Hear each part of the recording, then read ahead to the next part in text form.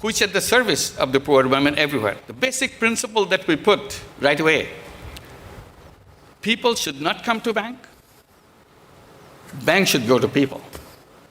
Still, wherever the microcredit programs are done, it's the same principle. They don't have to come to the program. The people go and serve them at their doorstep.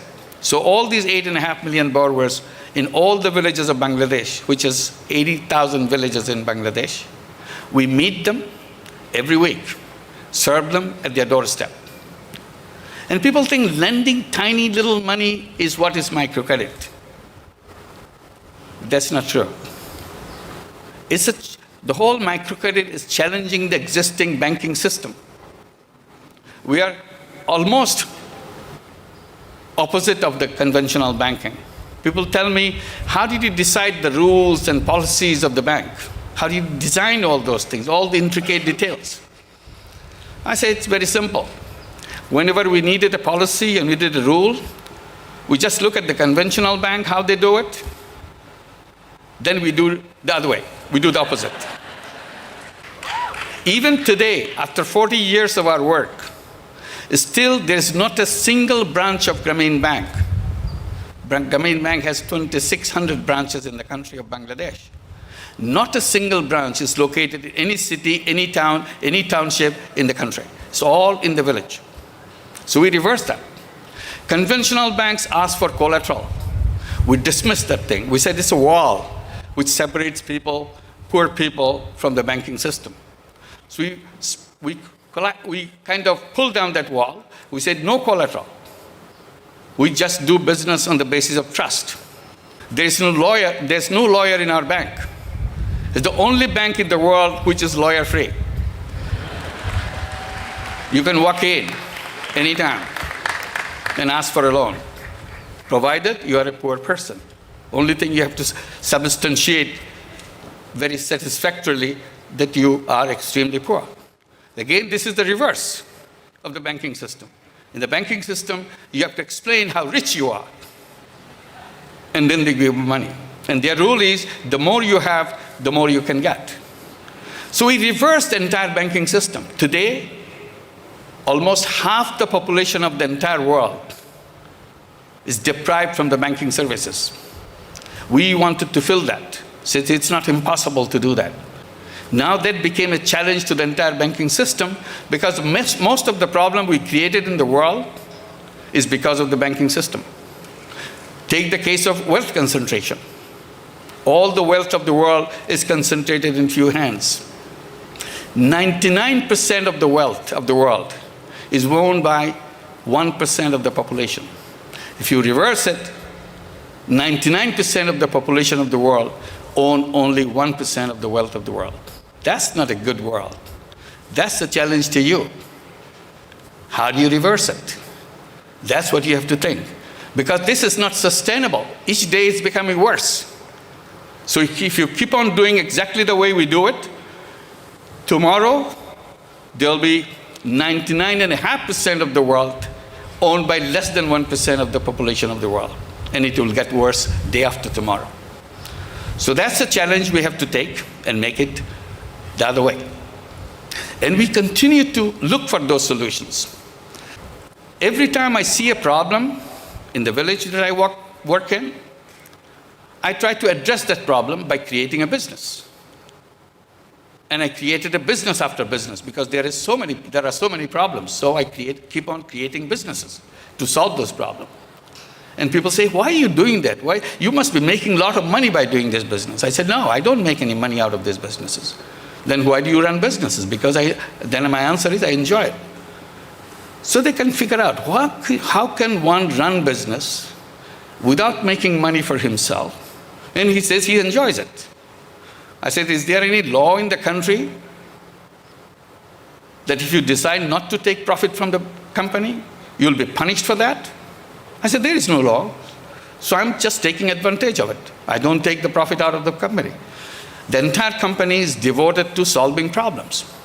There's only one concept of business in the whole world: business to make money, personal money.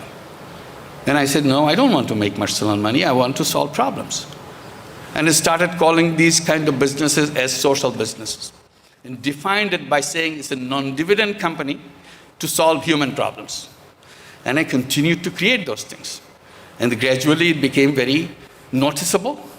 Some big companies wanted to do business with us. We agreed to do that. Among the many things that I created as a social business, I'll just give one example out of many in Bangladesh. Bangladesh doesn't have much of electricity. Villages don't have electricity, they have they have just lamps, kerosene lamps. And 22 years back, I thought, why don't we bring solar energy in the Bangladesh? I have no idea about solar energy, all I read in the newspaper, that's all.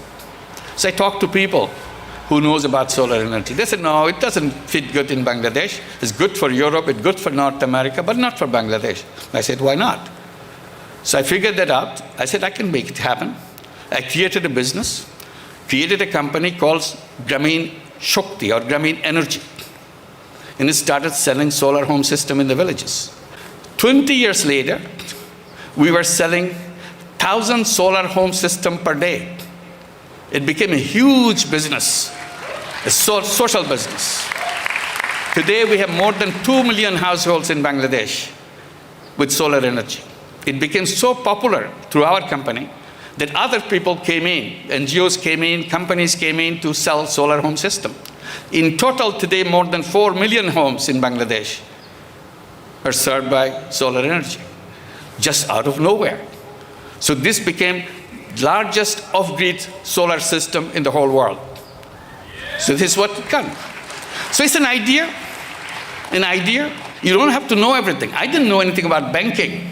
And people tell me, what is the best thing that happened that you could create Grameen Bank? I said, best thing that happened to me, I never took a course in banking.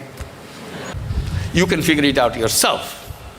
And when you figure it out, it will be different than what is in the book. So don't give up on something that you don't know. Always take advantage of it. Make sure it happens. I mentioned lots of big businesses are doing business with us. They are interested in social business. I'll just give one example. We have done many, like with Danone, with Veolia, with BSF, McCain of Canada. The one from the US, we do the business joint venture with Intel Corporation. What we have done, we are very worried about the maternal death in Bangladesh. So out of Intel Corporation's collaborations, we designed a part of bangles. The bangle which will give you two things. One, give you the signals or alarm when the air quality in the home, in the house that you're working, goes above a certain level, because fume hurts the pregnant women and their baby. So we wanted to check, because one of the cause of death in Bangladesh, major cause of death in Bangladesh, is the air quality inside the kitchen. Quality of the air goes above a certain level.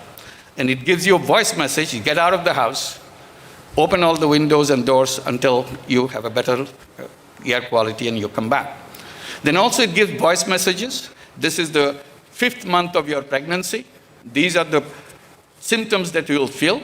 If you feel that way, it's okay. This is normal. Don't worry about it. If you have symptoms like this, press this button, we'll get in touch with you. So this is a communication. This is a kind of giving advice to young women. We are trying to make more and more into that mango so that nobody has to die at childbirth. It's a common thing all over the world. The women die at childbirth because they don't know it was a risky pregnancy. We are trying to identify the risky pregnancies. So we continue to do that.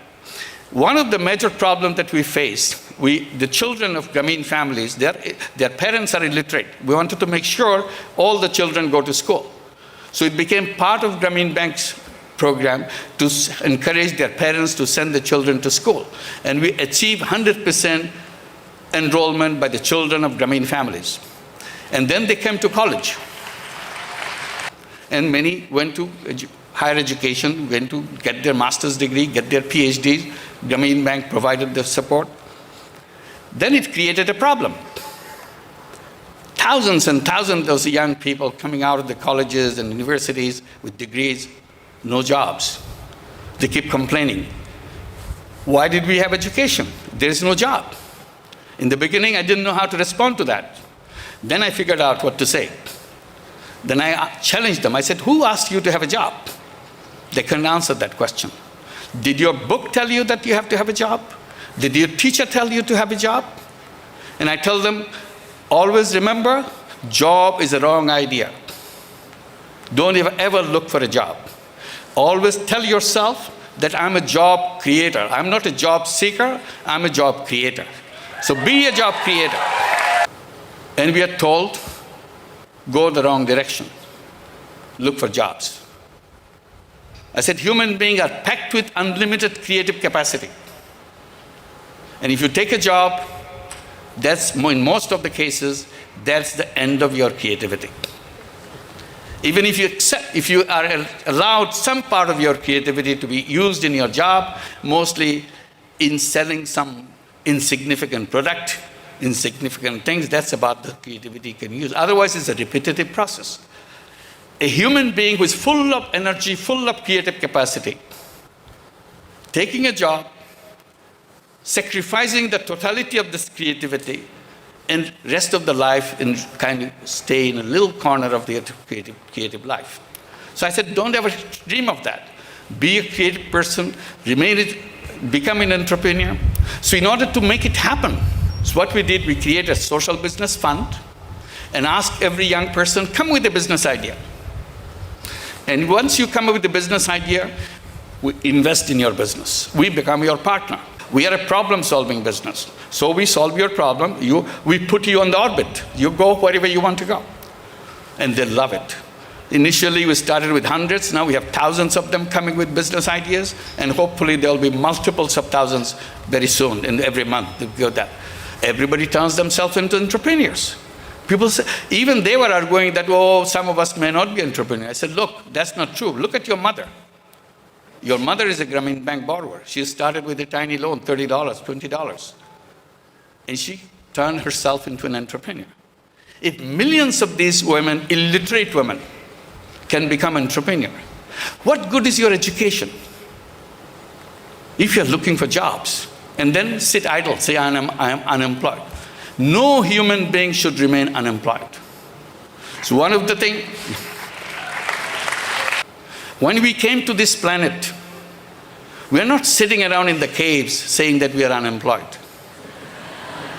We are not sending job applications from cave number 5 to cave number 10. Do you have a job? We are natural entrepreneurs. We are go-getters. We are problem solvers. Our education system made us forget that, made us into tiny little job seekers. So unless we come out of this, discover ourselves. That's the chance you got. Discover yourself. Be somebody that you want to be. And find out who you are, what you want to do, what's the purpose of your life. Without defining your purpose of life, everything will become immaterial. It doesn't have any direction. So what I do, I put my purpose of life or my destination of life in 3 zeros. Zero number 1, zero poverty in the world. This is what I work for every day, so that we can create a world. And then I say we create poverty museums, so that next generation will go to the poverty museums to find out what poverty used to be like. And that's a goal. It's a doable goal. There's nothing wrong with human being. Only system put us in the wrong direction. So we have to undo that system which pushed us into the wrong direction. We have to fix the financial system. We have to fix the education system so that we discover ourselves, our worth. We unleash our energy, unleash our creative capacity, rather than become job seekers. Zero number 2, for me, zero unemployment in the world. Again, I say there is no reason why anybody anywhere in the world should be unemployed. Why anybody in the world should be on welfare. Why anybody in the world just be homeless. There's no reason whatsoever. The same human quality exists in every single human being. Third zero is zero net carbon emission. We had a signed agreement in Paris, and we make sure we make it happen very fast. It can be done. When we put all these together, 3 zeros implemented, all the zeros are accomplished, we laid down the foundation of another world. We create new civilization for us.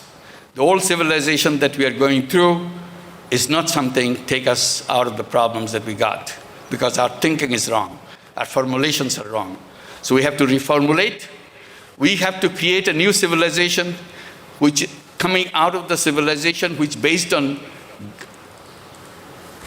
personal selfishness, the civilization based on greed.